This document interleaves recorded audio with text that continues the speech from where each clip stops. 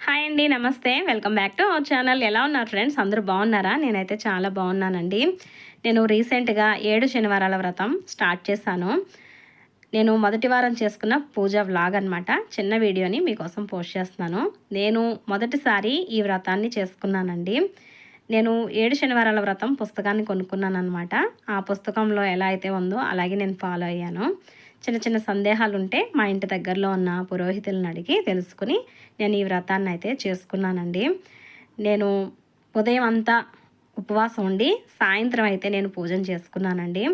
ఉదయం మామూలుగా పూజ మనం మామూలుగా ఇంట్లో పూజ ఎలా అయితే చేసుకుంటామో అలాగైతే పూజను చేసుకున్నాను. పగలంతా ఉపవాసం ఉండి స్వామికి కావాల్సిన ఈ నైవేద్యాలు ఇవన్నీ కూడా నేను ప్రిపేర్ చేసుకున్నాను. అలాగే వెంకటేశ్వర స్వామికి పిండి దీపాలు, చలివిడి దీపాలంటే చాలా ఇష్టం అంటండి. నేను ఇలా 2 దీపాలనైతే వెలిగించుకున్నాను. కలశం పెట్టుకుని నేను పూజను ఆచరించానండి. ఒకవేళ ఉపవాసం ఉండలేకపోతే గనక పగలు పొద్దున్నే ఈ వ్రతాన్ని చేసేసుకుని మధ్యాహ్నం భోజనం చేసి సాయంత్రం టిఫిన్ లాంటిది చేయొచ్చండి. మన ఓపిక ఎంత ఉంటే అంతలోనే స్వామిని కొలుచుకోవచ్చు.